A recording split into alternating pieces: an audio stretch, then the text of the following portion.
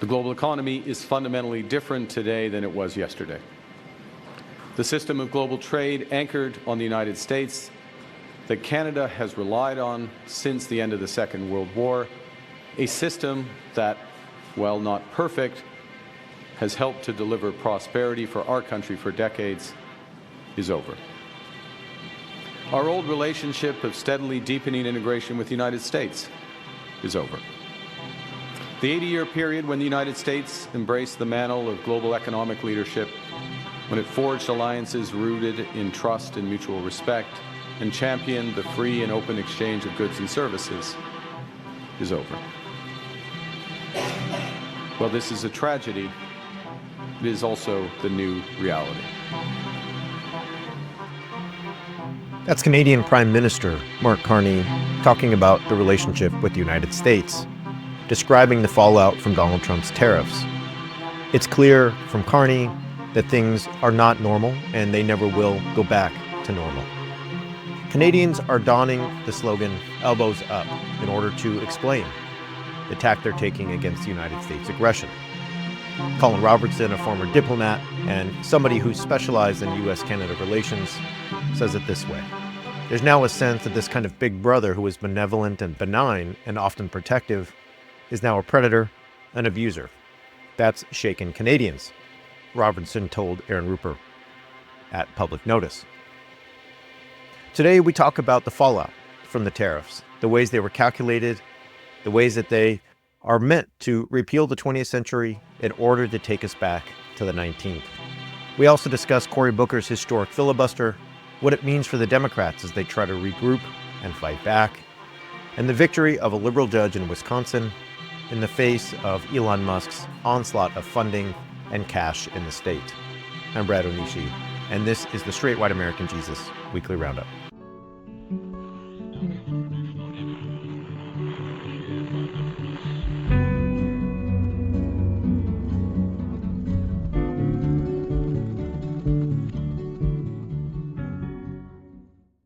Welcome to Straight White American Jesus. Great to be here with you on this spring Friday.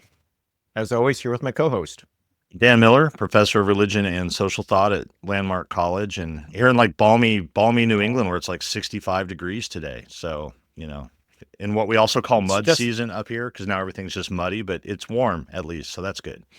So I want to say today that I know you are in this midlife renaissance. You've really discovered your midlife self in the best way. You're a light to the world. You're a beacon to all middle-aged people, especially middle-aged men. And I'm doing my best, Dan. My kids are tiny. So on the way home today, I dropped my kids off at daycare, got in my minivan, and in a way that's probably somewhat pathetic, I did turn on, the new Kendrick Lamar album, which I do enjoy.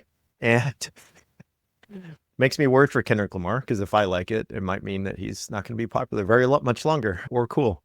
And I did listen to Squabble Up, and I got a little pumped, but the car stopped me from turning it up too loud because there's some sort of like safe driver function on the minivan that means I'm not even allowed to bump the music as loud as I'd like on the way home from preschool. So I'm still searching for my glow up, but I will find it, Dan. I will find it at some point. There's future hope because my kids are old enough now that the metal music, I just don't worry about the words anymore. So yeah, the 11-year-old with like all the profanity and the songs, I've just given up. So I don't know if that's a middle-aged renaissance thing or bad parenting, but either way, I'm with it, just rolling with it.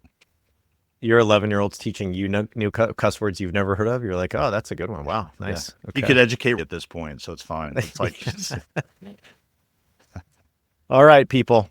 The light, the levity, the living, the laughing, and the loving is over. Okay, let's do it. Let's talk about the week. It's actually, Dan, a week of glimmers of light and hope in the wider political landscape. We're going to talk first, however, about tariffs and the ridiculousness and tragedy of those tariffs and what they might bring in the near and long future.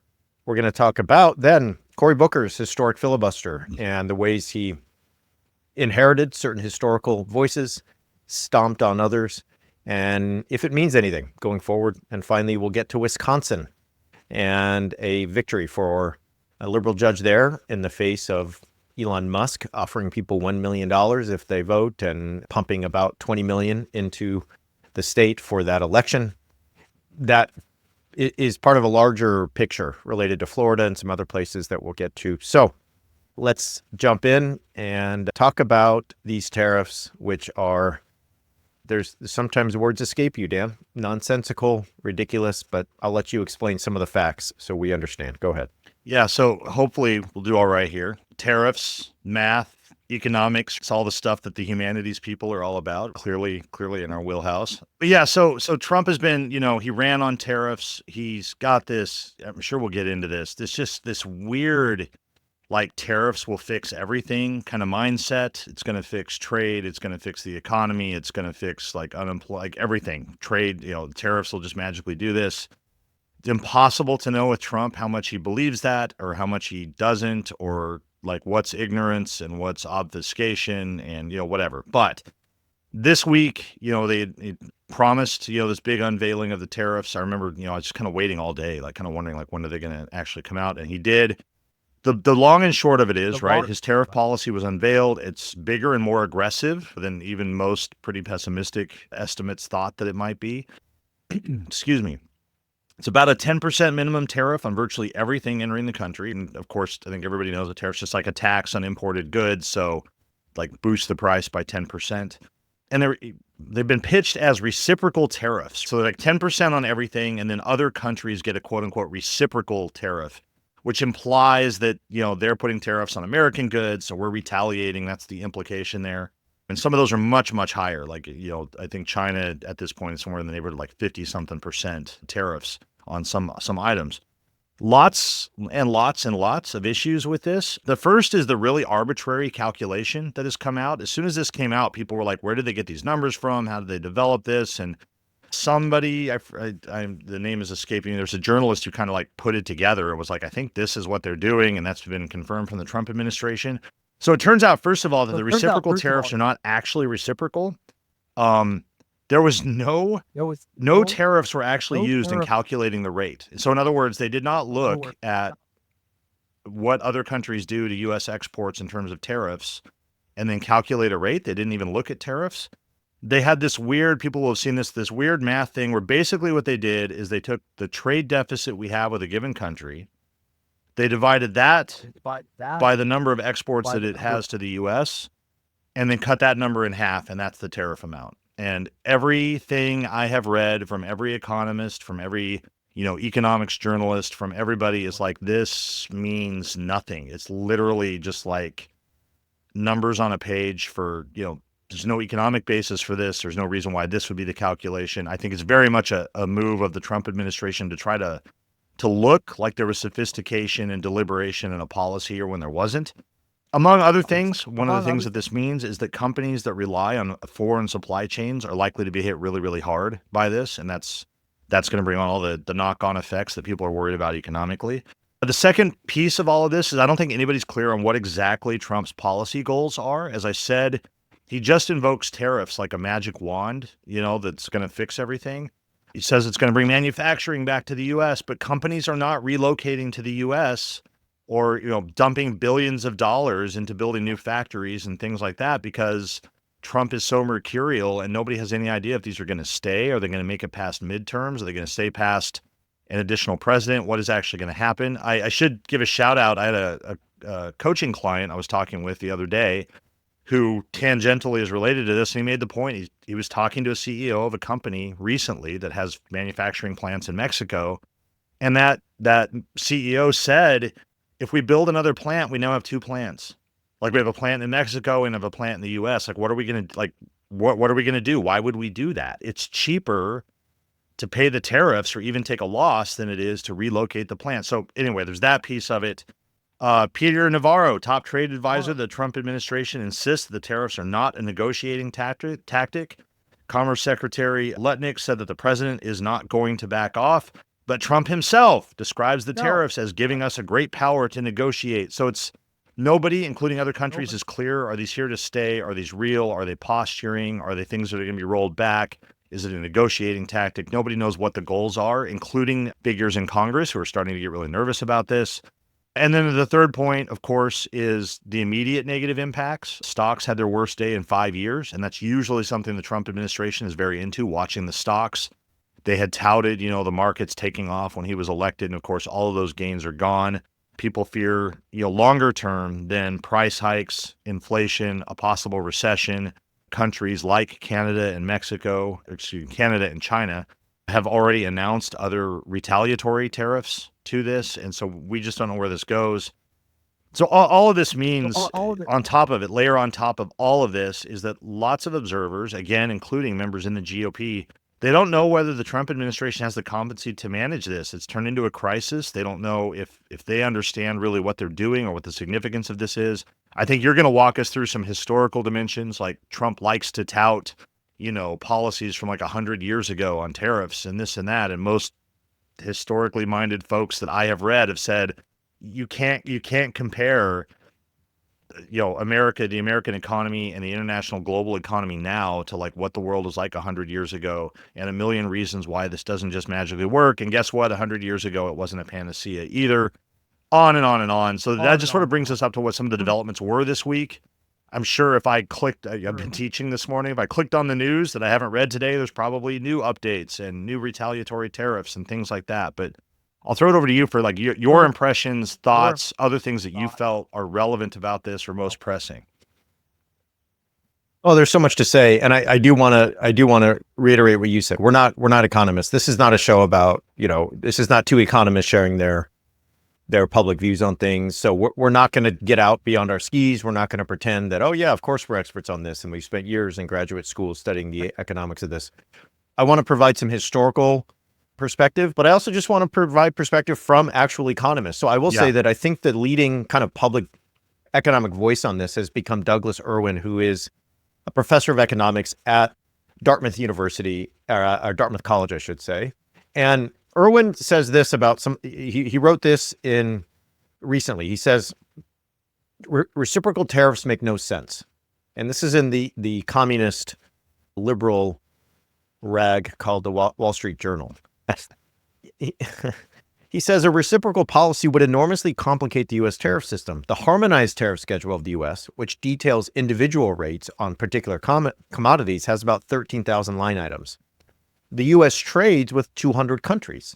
Is Washington ready to impose and manage 2.6 million individual tariff rates? This goes to what you just said. Is the Trump administration ready to do that? Is the Trump administration that seems to rely on the common sense of like 8 people, and I put common sense in quotes there, the common sense of Donald Trump, Elon Musk, Howard Lutnick, who looks like a used car salesman on TV trying to explain to you why, something being broken and costing more is good for you. Scott Bessent, who looks like he wants to cry every time he's on the television these days. Caroline Leavitt, who is just ready for her primetime slot on Saturday Night Live in terms of an impersonation. Is the common sense of like the 9 people left in the Trump government going to manage 2.6 million individual tariff rates? I think that goes to your point, okay? Moreover, this leads to nonsensical policies, says Irwin. China exports rare earth minerals that are essential for the production of many high technology goods. The U.S. doesn't export those things.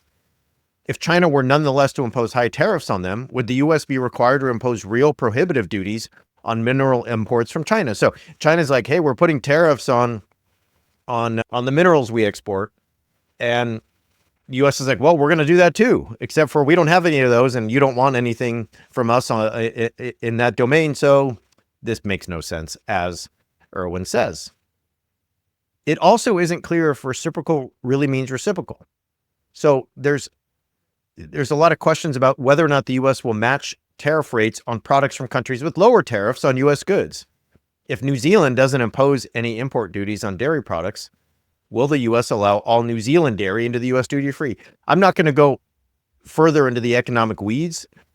I'm just saying Douglas Irwin has been waiting for this his whole life because he's one of those economics professors and historians who's been studying the Smoot-Hawley Act, the McKinley presidency, and the impact of tariffs on trade for decades. And now he is everywhere. The Wall Street Journal, CNN, etc. He's like the academic And dream where you spend your time doing stuff that nobody cares about, yep, right? But you do. yep, Like you care deeply and like 4 other people and stuff, and you go to conferences with like the 6 people in the room, and it's awesome, and like, and then you go to Thanksgiving and nobody, and now all of a sudden he's like the cool guy in the room. When he comes in, people are like, "You're the yeah, tariff guy." He's like, "Yes, I am." So like, yep. congratulations to him if we're looking for a ray of sunshine in this, this sort of dark economic time.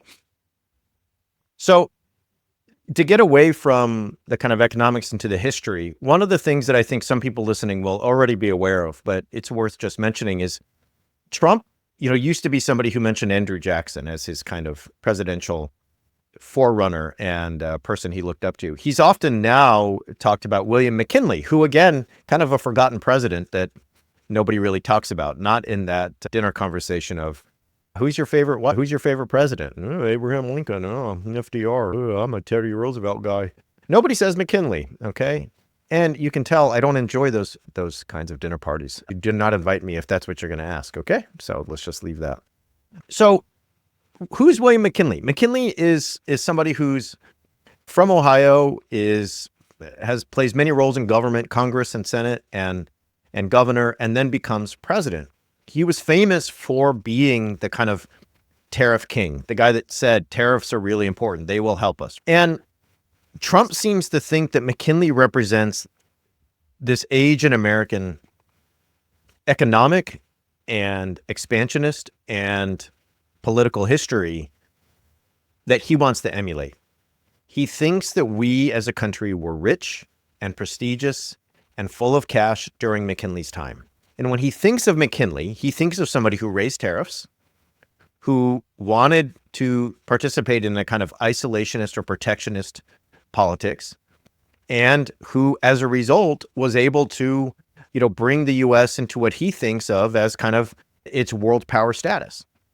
Here is a CNN article that draws on the work of Douglas Irwin, who I've been talking about today, the economist from Dartmouth. Trump misses several points in the historical record about McKinley, including his contention that tariffs created wealth and made America rich in the late 19th century.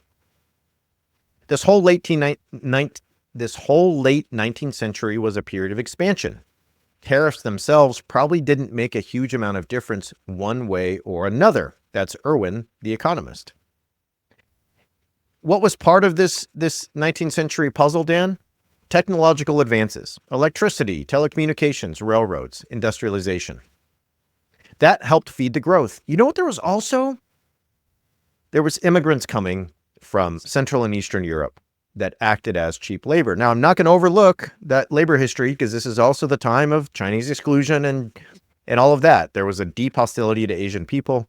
Nonetheless, there were immigrants from the Ellis Island, if not the Angel Island side of American migration. And that included so many newcomers from Ireland and other places who were willing to take up some of the jobs that those new industries were creating. In other words, it was a time of immigration to the country rather than mass deportation from the country. It was also a time when the federal government was much smaller, and I have mentioned this on this show so many times, but I'll mention it again. It was a time of deep, overwhelming income inequality, the time of Stanford, the time of the robber barons, the time when so little of the country's wealth was concentrated in the hands of the 99%. It was also a time, Dan, before things like Social Security, the 40-hour work week, child labor laws, protections against like workers getting injured on the job, i.e. workers' compensation. This was a time when the people at the top had everything and everyone else had very little. That is what Trump wants. That is what Trump is interested in. And if you don't believe me, I'll just point you to, and I know you said you've been teaching all morning. I'll point you what he posted on Truth Social this morning. This is Trump posting it. It is a video that a TikToker made at WNNSA11, who said that Trump is deliberate. This is what the TikTok video says. Trump is deliberately crashing the stock market. He is deliberately devaluing the dollar. He is deliberately causing economic pain at home so that he can slash interest rates. He can get a better refinance on our national debt and, in essence, help people get a better mortgage rate, because when things go like this, the mortgage rates go down. This is a guy who is saying the Trump plan is to destroy the economy. Now, in addition to that, I'll just say, and then I'll shut up. I know I'm getting on a roll here. I'll be quiet. This is from Blue Sky. It's from Carl. I don't know Carl's last name. Sorry, Carl. But Carl's pretty awesome. So and you're like, well, who's Carl? It's just this random guy. He's a writer. He's an academic. He's somebody who publishes on these things and is pretty knowledgeable about foreign policy or the whole thing. Here's what he says. There's a lot of folks who are pessimistic about the idea that Republicans and Trump and the techno-fascists around him, Thiel, Musk, Yarvin, Vance, want to purposely crash the market so their friends in venture capital can pick the bones of American government. But Trump just posted the video I mentioned, Dan. He didn't he didn't like it. He didn't mention it. He reposted it as like, yep, that's what I'm doing. The stated goal for many within the pan-right movement that makes up the Republican Party now, as well as the techno-fascist movement that has a huge influence on the trajectory of Trump's presidency, is to destroy the markets, to buy America out and control the economy forever. I want to say one more thing, but to me, the worship of McKinley is not the worship of a president who made the country better. It's the worship of a president who he thinks had it right. And for Trump, that means the guy at the top gets the most, like a mafia boss. Everybody who's close to him and helps him gets a cut of the pie, and the masses can suck it. They don't matter. They are extraneous. And as long as you have their public opinion support by way of culture war issues, you will do fine. I want to add in something about the Great Depression and tariffs from the 1930s, but off to you. Just a couple points. And I think all those analyses are good. And I think that they're right. And I think that they get it at really important points here. First, I just want to point out the, irony. It's not irony, the fittingness of saying Trump misses several points of the historical analysis. Excuse me. That's just one piece of this, whether it was Andrew Jackson or in this case, McKinley or whomever Trump ever points to. He's like the kid who hears a name and there's a president and tariffs in the same sentence. And all of a sudden it's like he's off and running. And as you say, all these kind of historical analyses are there. To your point about, he thinks McKinley had it right. And not just McKinley, but the model of what America was at that time. We talk about this. I mean, that's why, right? Make America great again. It is always worth when somebody has this kind of nostalgic, backward looking, sort of America used to be a utopia and has fallen away from it. We have to get back to this golden age. It's always worth asking and saying, well, what was that golden age like, right? And we've talked about that with race, and we talked about that with ethnicity. We've talked about that with a lot of things, but here we have it with economics. As you say, it's the robber barons. It's the Elon Musks of the 19th century. That's what this was. It's a time of, as you say, radical income inequality. We live in a time with greater income inequality now than we had during the supposed Gilded Age, and that is exactly what the technocrats and the techno-fascists and MAGA, all the people you're listing are looking at. And I think you're right that Trump ran on culture war issues and on promises about the economy that couldn't be kept. And now we're seeing this as they call for what? They call for regular people that, well, there probably will be a recession, but that's kind of tough. Or there's going to be some pain for a while, but I think it's okay. Or my grandma wouldn't mind if she misses her Social Security check. Or all the lines that have come out about what Doge is doing, about what this is doing. It's basically telegraphing exactly that point. The super wealthy people are not going to be hurt by these tariffs. Yeah, their stock portfolio will take a hit. It'll rebound eventually, or they'll diversify into other things. Or as you say, they will come in and sweep up. Or they shorted the stocks already because they knew what was coming. And stocks were way down. I mean, anybody who's super into stock trading knew what the markets would do with this news and so forth.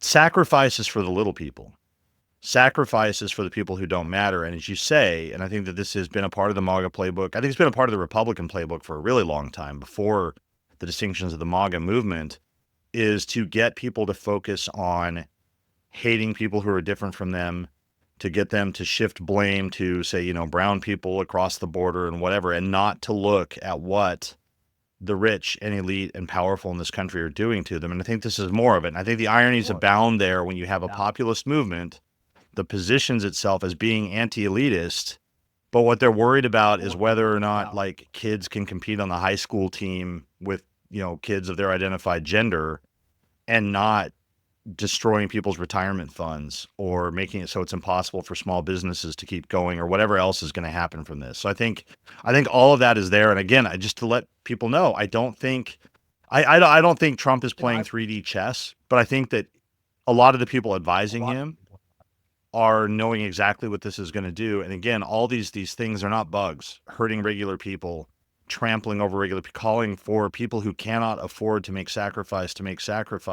That's not a bug. That's a feature of the system for the Trump administration. So historically, what happened is McKinley in 1901 eventually realized that tariffs and economic isolation was hurting the United States. And he went on this path of wanting to open up trade and make it such that the United States could export more easily and import more easily, et cetera. And he was assassinated soon thereafter by an anarchist. So his historical journey did change, and I'm sure Trump doesn't know or doesn't care about that either. Let's fast forward 30 years to the Great Depression and the crash of the stock market. Many are saying that the tariffs that Trump just put on, and these are economists, these are political scientists, are extreme to the point of being ridiculous. I mean, they put a tariff on an island that has a military base. I mean, there's the memes of like a penguin who's like the inhabitant of that island are going around. Like there's memes of the penguin in the Oval Office instead of Zelensky, and both Vance and Trump saying, you know, did you even say thank you? Why would you put a tariff on an island that has only a military base and its only inhabitants are essentially penguins and other animals? Because you're an idiot, and there's no reason to do that. I mean, it really just shows incompetence. These are larger than the last time we did tariffs in a sort of major, significant way, and that was in the run-up to the Great Depression in the Smoot-Hawley Act, okay? So before we go into the Smoot-Hawley Act for like 2 minutes, and then we'll take a break, I have this sad brain that really goes weird places at times, Dan. And my brain that last night was like, we're going to get a video someday where like, you know, at like really bro-y poker nights with the worst people, Josh Hawley and JD Vance are like some kind of really terrible like rapcore duo that performs. And, you know, they go by Smoot and Hawley. It's like JD Vance is Lil Smoot and Josh Hawley is his sidekick. And it's just some weird Limp Bizkit, sad Christian nationalist BS. You know what I'm saying? Smoot dog. Be like, like in the group text, you know, the Dizzler, JD the Dizzler is calling himself Smoot Dog. You know he is. with a W. And all right? Oh my God. T-shirts Jeez. create themselves, folks. Like we don't even have to try. Oh my God. All right. What happens when Smoot-Hawley is passed? Well, Douglas Irwin, the economist I've been talking about, wrote a whole book about it. So you can go check that out if you'd like. But Smoot-Hawley is enacted in the late 1920s. Other countries responded by putting tariffs on international trade. It made it harder for the U.S. to trade with other countries, of course, and that made it harder to pull out of the Great Depression. Imports became largely unaffordable. People who had lost their jobs could only afford to buy domestic products, which were more expensive. Global trade tanked by 65%. It prolonged the Depression. It may not have caused it, but it prolonged it, and it made it worse. So, Dan, I want to take a break, but I just want to say one more thing when we come back about where there is an opening here for the American left, and I'm not going to say the Democratic Party, for the American left, and a somewhat historical precedent, but one that we have to take with a kind of grain of salt. So let's take a break and we'll be right back. Okay, real quick, Dan, I know we got a lot to get to. I think that we are headed to a place where at some point average Americans are going to look up and realize what's happened. And I don't know when it's going to be. They're going to realize that the government has been stripped down to its parts. They're going to realize that there's tariffs on things, that they cannot buy a Nintendo Switch or a new TV, a new house, that their eggs cost $18, that a hamburger and fries and a soda cost $24. Things are going that direction. The services are going to impact people. That could be the VA, that could be Social Security, that could be Medicaid, that could be the fact that the university hospital in your mid-sized city in Pennsylvania or in Ohio or in Nebraska shut down because the NIH has no more money. Whatever it is, people are going to see it and they're going to wake up. And what happens, Dan, after the Great Depression is perhaps the only time, at least in modern American history, where the federal government is seen as a help and a good thing. That there is a understanding, not by everyone. I'm not like leveling the history, but we get a place where the New Deal set the table for the United States we now know in ways that many on the American right hate and want to repeal. And many of us recognize as oh yeah, things like Social Security, 40-hour work week, things like the protections and the regulations that make it so you might get a fair chance in this country were set then. Dan, I think we're headed to a place where the people like AOC, Bernie, I'm sorry, is it's not going to happen. 2016, and we're not going to relitigate it. That was the moment. The next generation of progressives in this country have a chance to step in. And I'm going to read you something, okay? FDR developed an idea of a second Bill of Rights by the early 1940s. I'm Japanese. If you mention FDR, you have to say, screw Executive Order 9066 and putting people in camp, FDR. Okay, thank you very much. Just wanted to tell you that before we proceed. He talked about a second Bill of Rights, a decent standard of living for all individual men, women, and children, freedom from fear, a realistic tax law, which will tax all unreasonable profits, both individual and corporate. The right to a useful and remunerative job in the industries or shops or farms of your nation. To earn enough to provide adequate food for your family. The right of every farmer to raise and sell his products at a return that is a decent living. The right of every businessman, large and small, to trade in an atmosphere of freedom from unfair competition. To have every family to have a decent home. That sounds like housing as a human right to me. The right to adequate medical care. Holy moly. The right to adequate protection from economic fears of old age. Sounds like Social Security. Sickness. Sounds like national health care. Accident. Unemployment. The right to a good education. I'm Japanese. I'm never going to sit here and say, FDR, you're the best. The second Bill of Rights is something you could get onto if you're AOC, if you're Bernie, because this is going to happen. People are going to hurt over the next couple of months.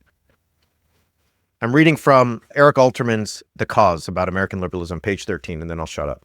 The whole point of the New Deal lay in its faith in the exercise of democracy, its belief in gradualness, its rejection of catastrophism, its denial of either or, its indifference to ideology, its conviction that a managed and modified capitalist order achieved by piecemeal experiment could best combine personal freedom and economic growth. In essence, Dan, the idea that we could limit government or limit the market in order to help everyone flourish. And guess what? Here's Bill Kristol. Bill Kristol, that communist organizer. He said this back in January of last year. I think capitalism far superior to socialism and free markets with a welfare state and some regulation far superior to a government-run economy. But if capitalists side with authoritarians, better social democracy than corporatist authoritarianism. Just to round this out, I want to play a clip for you of Rand Paul and Tim Kaine appearing together, talking about how these tariffs are awful. Here they are. What's the rationale for getting behind this? Well, one, we should not live under emergency rule. The Constitution said taxes are raised by Congress. Most specifically, taxes originate in the House and come to the Senate. So I'm against emergency rule. But on the tariffs in particular, on the idea of trade, trade is proportional to wealth. The last 70 years of international trade has been an exponential curve upwards, and the last 70 years of prosperity has been upwards also. We are richer because of trade with Canada, and so is Canada. Whenever you trade trade with somebody, when an individual buys somebody else's product, it's mutually beneficial or you wouldn't buy it. If the trade is voluntary, it's always beneficial. There is no Canada versus the U.S. The consumer wins when the price is the lowest price. Tariffs raise prices, and they're a bad idea for the economy. Just to sum up, Dan, there's going to be a window here for the Democrats to step in, and this will lead us to Cory Booker. If they want to seize the moment where we not just go back to normal, neoliberal, Clintonian, Obamaite stuff. I'm talking about a new normal that envisions the country differently, where people will see the government as something that will help them flourish, and a government that they are connected to, that they run, that they dictate, not something that's far off and removed from them. There's a chance for that. We'll see if they take it. Any thoughts before we go to Cory Booker? So a final one to tie in with this, that what drove the election, we talked about this, lots of people talked about this, exit polls showed it, was not the diehard MAGA folks and not the diehard Never Trumpers. Those two camps were always going to vote the way that they voted. It was all of those people and those groups that voted on what? On the economy, on promises of doing away with inflation, all the promises that Trump made that resonated with so many. And the Trump administration is systematically now undoing exactly what it was that they said and convinced, I think, many people that they were running on. And that has the GOP really scared right now. There are a lot of Congress people who are like, what about farmers? What about this? What about that? It ties in with DOGE as well. It's fine. You said you were going to get rid of federal workers, but yeah, we didn't think you meant like at the national, the Forest Service office that, employs a bunch of people in this little town in Colorado or, wherever it is. I think that speaks to that point, because that's the group of people that got this guy in office again. They're the group of people who are not beholden to him. And I think that is that point of leverage that you're talking about, that leverage point in the electorate where there is real room and potentially moving forward, really significant space to come in and to be able to actually articulate the positive vision that you're putting forward. So Cory Booker did some of that this week in his record-breaking filibuster. And, I want to talk about that here and what it means. He had some great quotes. Cory Booker's, to me, a vexing figure. He can be so inspiring and so like someone who gets it. He also takes money from big tech and has some corporate interests. And just disappears. Really, he's like the player. Yeah. Like this, it's a sports analogy that they'll have a player and they're like really phenomenal, natural talent, whatever, but like can disappear in big moments. And I feel like that's Cory Booker. He has these moments where he flashes and had a huge one, like a historic one. And you're kind of like, cool. And now what, Cory Booker? But yeah. Yeah. A great like March Madness run. And then, after that, not great. So here's some quotes from the other day. I rise with the intention of disrupting the normal business of the United States Senate for as long as I am physically able. And he did that for 25 hours. He fasted before this. He didn't drink water or liquid so he could not have to go to the bathroom. He, of course, had to stay on the floor. He could not take a bathroom break. He did not do what Raphael Ted Cruz did a couple years ago when he did his 21-hour thing, which is read from Dr. Seuss. Strom Thurmond, whose record he broke, was allowed to take bathroom breaks. Another quote from Booker: the most powerful man in the world and the richest man in the world have taken a battle axe to the Veterans Association, Department of Ed. What will we do in this body? Right now, the answer is nothing. This is not right or left. This is right or wrong.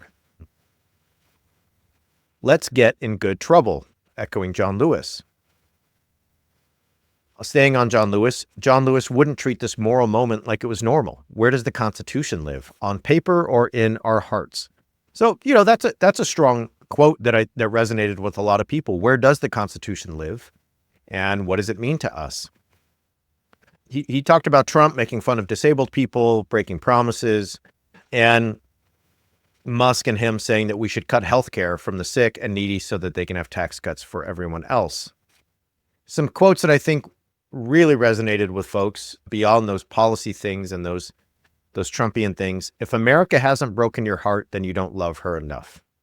He said this before, but I think that that's something that resonates, that if you love someone and if you love anything, that involves hurt. It involves vulnerability. It involves disappointment, and it involves loving them in the face of that. He talks about how American history is nothing else but a perpetual testimony to the achievement of impossible things against impossible odds. So I think, Booker, if you followed this on social media, there was like 350 million views on TikTok. People on Blue Sky were all about it. There was a sense of inspiration and urgency. What it means and what the effect will have, I think is more of an open question. But what it showed is that people are truly hungry for a leader to step into the gap, recognize the moment, disrupt the normal, and fight back without fear. And Schumer is clearly not the one people see as that guy, I think myself included. We have AOC and Bernie on this tour, and to me, AOC has been doing this. She's one of the few that has been consistent and does not seem to disappear. Jamie Raskin is calling people out as much as he can. Thoughts on this, Dan? I want to mention what happened right after this. I will say that Adam Schiff has placed a hold on Ed Martin in terms of his nomination to be the attorney in Washington for the government. And Ruben Gallego has put a hold on VA nominees in order to protest Trump's cuts to the VA's workforce. There's a proposal to cut the VA's workforce by 15%. So others have stepped in, and I will say someone like Gallego and Booker have both voted for Trump nominees, and they seem to be trying to show that they're taking a different tack. And so I have a bunch of more thoughts, but jump in here. I think just I guess if there's a theme, if we want to relate this back to what we just said about tariffs, it's that it feels like this has been going on for a long time, but it hasn't. Like Trump has been president for, like 3 months, 2-3 months, like not very long. It feels like forever. There are already significant fissures opening up in the Trump presidency. There are significant signs of weakness. There are, all the executive orders, but what legislation have they managed to get passed? That hasn't happened. You have the American public clearly souring on Musk, so much so that we've got these reports that he's going to be sort of shown the door, essentially, by the Trump administration. You have a lot of concerns, and we'll come back to this in some places, but concerns among Republicans about, underperforming in other places, like real signs of weakness and stress a quarter of the way through the first year of the Trump presidency. That's significant. That creates that opening that we were talking about with tariffs. I think the Cory Booker filibuster is like a sign of that. These moments, these flashes, these possibilities. The question is, as you said, the Democrats are not the left, but they're the party. They're the political party we have. They're in a two-party system. They're the people that are in Congress. There's not a bunch of third-party people. We don't have a social democratic party that's there doing a thing, right? That's what we have. And I think it remains an open question. Can the Democrats figure out how to harness that, how to, sort of put a pry bar into some of those cracks and really pry it loose and show what it can be and unleash people like AOC and others who could be a force in this versus constantly trying to rein them in the name of some middle of the road kind of thing that they think is going to appeal to people. I think it's just not. So I think for me, it's equal parts hopeful and energizing, but also really frustrating because as you say, for every Cory Booker thing that there's something that Chuck Schumer is going to do. And it's just going to be a bunch of nothing. And it's going to be a bunch of spinning wheels. It's going to be a bunch of like going to town halls and worrying about people are mad at us and we don't know what to do. We don't know what our identity is, whatever. And I'm like, it's right in front of you. You can see what your identity needs to be. Just go do it and stop with the navel gazing. I think it's those two tendencies. And I don't know which direction it's going to go. And I think that's what occupies a lot of my thought at present as we think about things like Booker, the fallout from the tariffs, and sort of what unifies those things. Well, a lot of people are getting ready to protest this Saturday, April 5th, with indivisible gatherings all over the country. And I think here's a clip of Booker saying that, he needed to do better and listen to his constituents in some sense. Where were you when we turned our back on Ukraine? Where were you when we turned our back on our alliances? Where were you when they took the economy down with tariffs? When they took the economy down by threatening it so consumer confidence drops. Where were you? How many things are going on before we answer the question, as it says in Hebrew, he ne ni. He ne ni. Behold, Lord, here I am. And so I confess that I have been imperfect. I confess that I've been inadequate to the moment. I confess that the Democratic Party has made terrible mistakes that have given lane to this demagogue. I confess we all must look in the mirror and say, we will do better. And it's not just defining ourselves what we're against. We, the next generation, as the baby boomers are leaving the stage, the last baby boomer president, we have to say that we're going to redeem the dream. We're going to dream America anew. We're going to start talking about bold things that don't divide people, that unite people. Bold things that excite the moral imagination of a country to do better, to go higher, that call us together. This is the time where new leaders in our country must emerge. I'm not talking about senators. I'm talking about citizens. This time of despair and darkness doesn't demand more darkness. We don't need to demean and degrade people who disagree with us.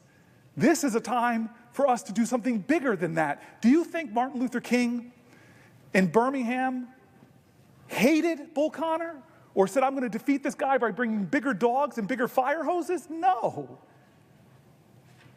But he did say, we're going to be so creative, we're going to inspire the moral imagination of the nation, we're going to call to the conscience of the country, we're going to excite them about who we could be. When he went to the March on Washington, he didn't stand there and complain about the demagogues. Listen to his speech. He didn't stand there and demean and degrade the governor of Alabama. He didn't stand there and talk down to Bull Connor. No, he stood before the American people and said, it's not what you're against, it's what you're for. I have a dream. And now it's our generation. We have to redeem the dream. We have to excite people again. He, in the highest office of our land, wants to divide us against ourselves, wants to make us afraid, wants to make us fear so much that we're willing to violate people's fundamental rights. We're willing to go after the speech on college campuses. We're willing to go after law firms, go after the freedom of the press. Don't let him do that. Don't become like him.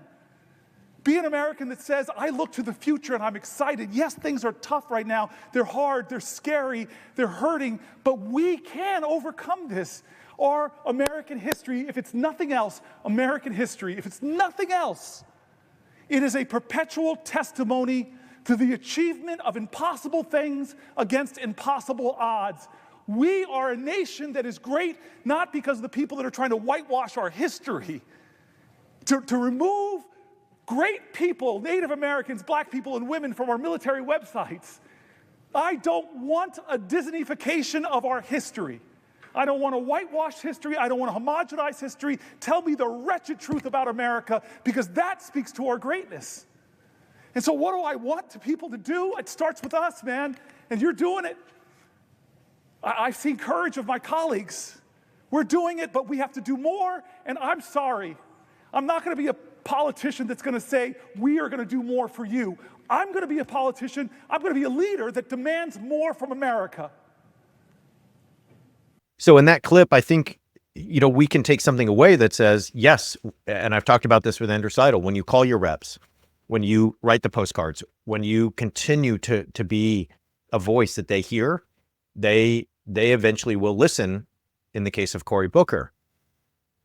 There's something there that needs to be heeded. I participated in a protest outside of Adam Schiff's office a couple of months ago, and Adam Schiff is now holding up the nomination of Ed Martin. We have to take those wins when we can. You can write that off. You can poo-poo it. You can be cynical. You can be that Dan. We've all been there with the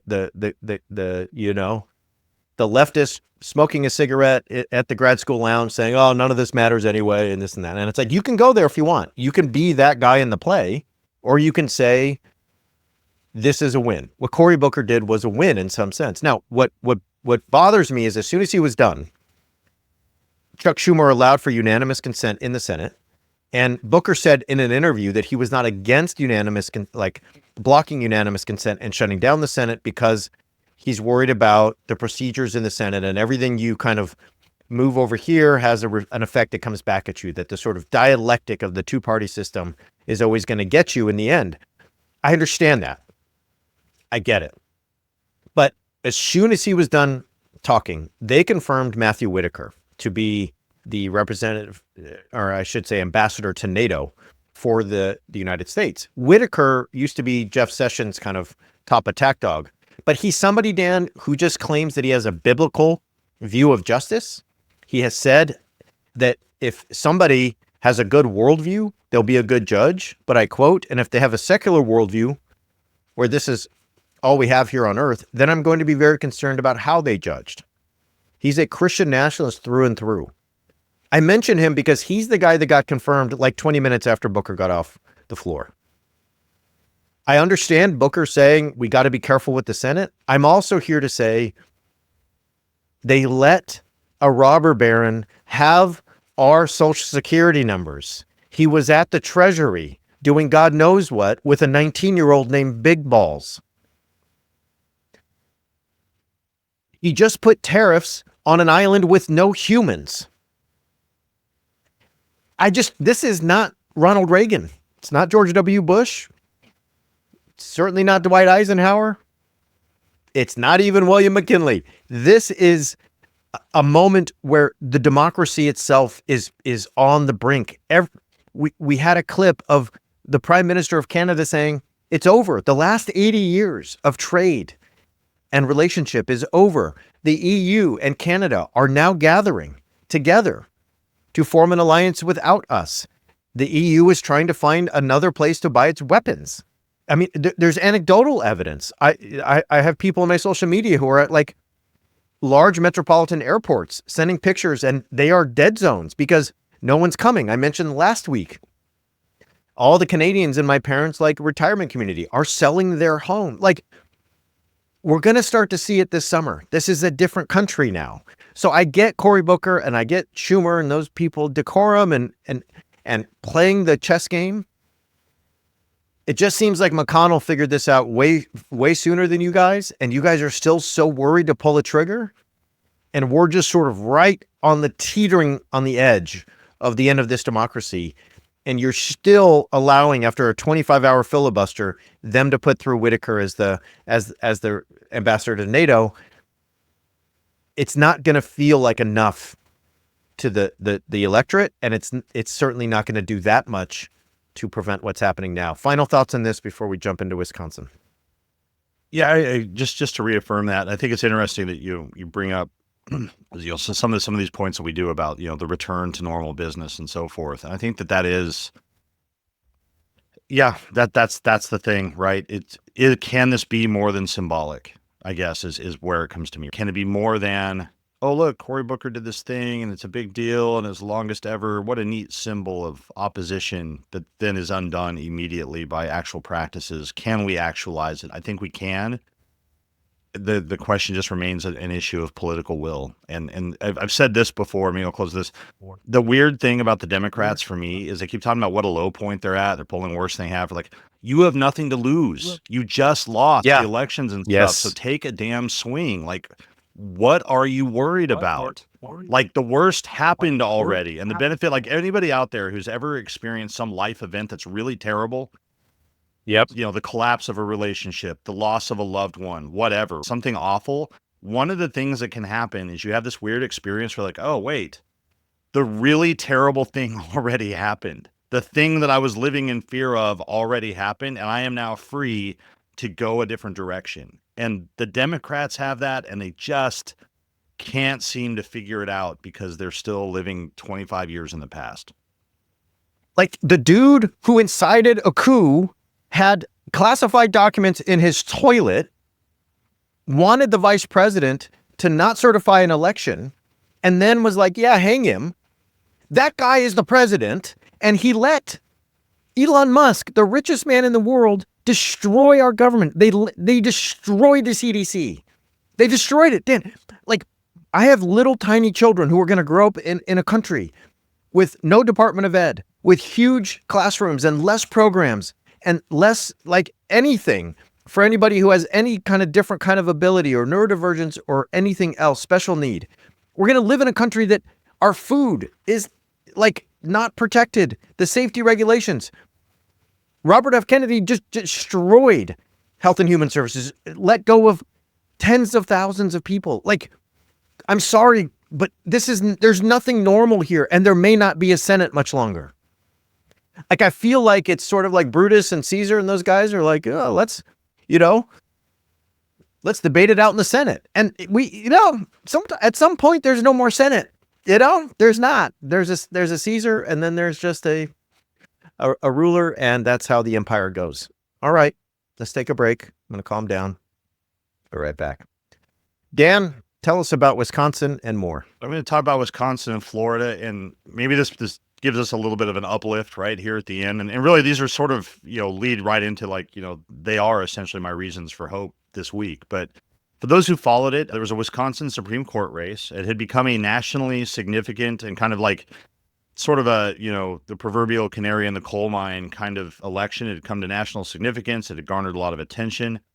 And Judge Susan Crawford, a liberal, won decisively, and it maintains the court's liberal majority. She won by 10 points, which, in contemporary American politics is a lot. And it was similar to the margin that flipped the court a couple years ago, as people probably remember. And the conservative justice, who was the Republican Attorney General Brad Schimmel, was the guy everybody knows. You alluded to this. He was endorsed by Trump. He was supported by Musk. This race, like a Wisconsin Supreme Court race, right, involved over $90 million of fundraising. As you mentioned, like $20 million from Musk alone, included Elon Musk giving $1 million checks to voters and so forth.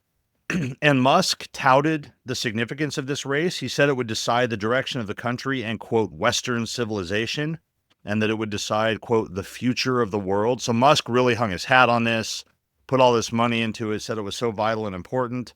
And then they get their ass kicked is basically what happened, despite the money, despite Musk, despite all of that. Musk tried to pivot after the loss. He said, quote, I expected to lose, but there's value to losing a piece for a positional gain.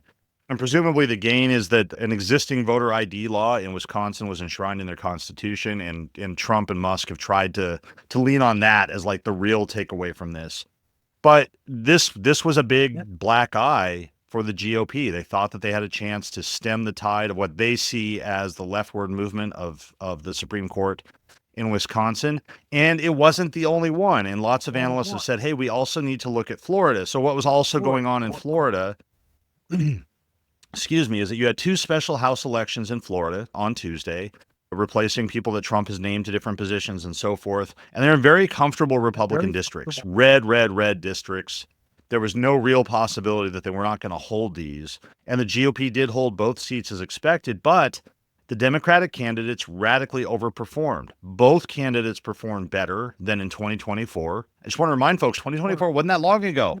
Wasn't that long ago that we had an election where these things happened. And for example, in the four counties that make up Florida's first district, so this was one of the districts, the Democratic candidate, Gabe Alamont, lost by 15 points. Now, that's a decisive loss, but the same Democrat lost by 32 points in the 2024 election. The Democrats cut those leads by half in that amount of time. Those four counties I've read that make up that district have more federal workers in them. It's where like Top Gun is and things like that, Pensacola and all those kind of things. Not Top Gun. This is where, wrong place. But you get the idea. The naval-based military bases, lots of government workers, federal workers, and it appears that Doge and Musk having a huge drag on this. What does all this mean? It means that despite all those polls that talk about how poorly the Democrats are viewed nationally, despite the kind of things we're talking about, they continue a pattern that we talked about from the 2024 election, where down ballot, they're overperforming. Democrats are outperforming Republicans. I think it does show, and most analysts think it shows, a broad dissatisfaction with Trump policies. Wisconsin had a high voter turnout, really disproportionately high voter turnout. And a lot of analysts think that this is, people are nervous about what's going on. They're nervous about what's going on at the federal judiciary. They're nervous about what's going on with SCOTUS. And so when they have a chance to vote for their state Supreme Court justices, it's reflecting that. I think it shows, and lots of people say this too, that Musk has kind of overplayed his hand in a number of ways and has become a drag on the GOP and the Trump administration.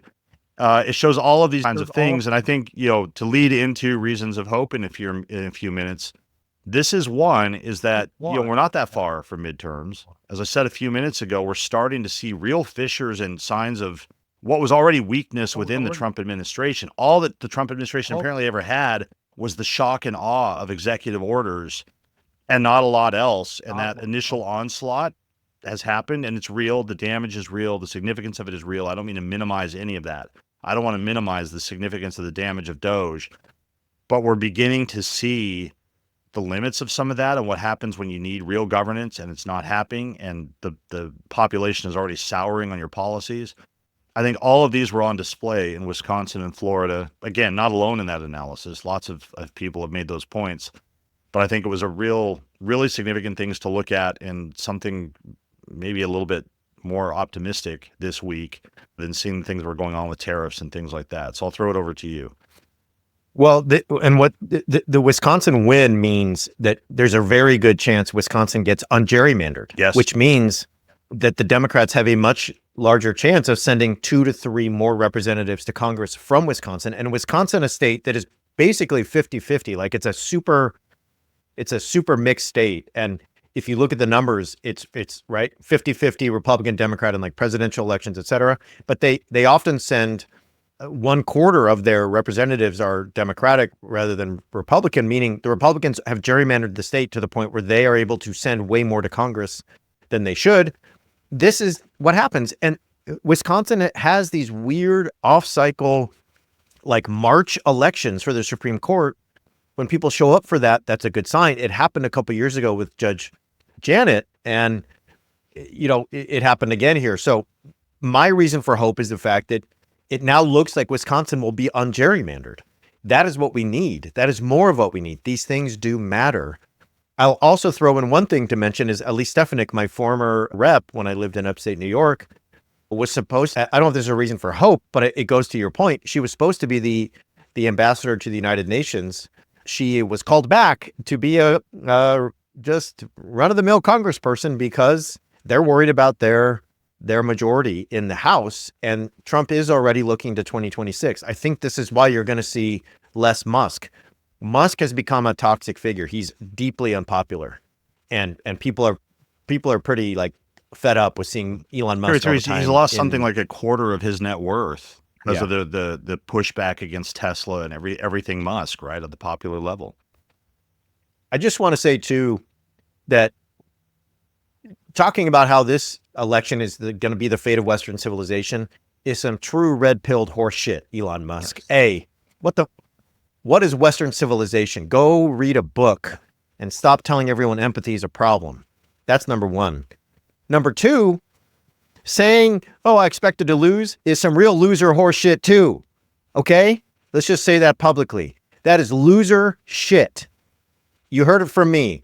I got 5 degrees. I'm an academic. I like to analyze things in a very highbrow way. And that is my thoughts about that. Okay? Sore, little, tiny, pathetic loser. That's how I feel about Elon Musk and his performance in Wisconsin, giving people straight out of a Banana Republic idiocracy movie $1 million checks who happen to be a Republican crony, but we'll leave that for another time, and acting like we have a functioning democracy when the richest man in the world can take a helicopter and start giving $1 million checks, and he's still lost. And I'll just say, like, if government is about anything, government is not a business. It's not a corporation. It is about humans trying to communally thrive and survive. So when people vote against him, you have a little hope. And I think we should take that into the weekend as you all go out to protest this Saturday. What's your reason for hope, Dan? I think it's just more of that. And I think it is, looking to the midterms, and we've talked about polls and things, but, we've talked about this as well. Every political analyst knows this, that what drives midterm elections for decades now is dissatisfaction with an incumbent party, not so much, how the party's running, look and how their favorability are. I think the GOP is really worried already about midterms. I mean, it's weird. I mean, it's like, a year and a half ish, but the midterms are not very far away. And I take hope from some of these trajectories that are there. It's bad that we've got to like take hope from the fact that Trump is going to run the country into the ground. But if that's something we can build on and have people recognize that to try to get the guy out of office, then or his party out of controlling Congress and eventually out of office, then I take hope in that. And I'm already finding rays of that now. All right, y'all. Be safe this weekend. If you are going to protest, try to go with friends and loved ones and people you trust. Make a plan. Make sure you drink water. Make sure you know what you're going into and how to handle yourself in terms of safety and protocol. Send us pictures if you're in the Discord. If you're in our point of contact, we'd love to hear from you on email, Discord, social media. Send us your pictures. Send us your inspiration. Send us the things that made you feel like there was hope, that we're going to get through this and we're not going to let our country fall into a fascist hellscape more than it is already. We're going to get ready here to do our bonus episode very soon. It's going to be a banger, I promise. We're going to revisit an old beef. Some of you don't know that in 2020, Al Mohler came for Straight White American Jesus, and Straight White American Jesus gave it right back to Al Mohler. He doesn't want any piece of this, and he knows it. So we're going to revisit that beef, and you'll hear that soon. For now, we'll say thanks for being here. Thanks for all our subscribers who make this possible. Thanks to all of you who listen. Have a good day. Thanks, Brad.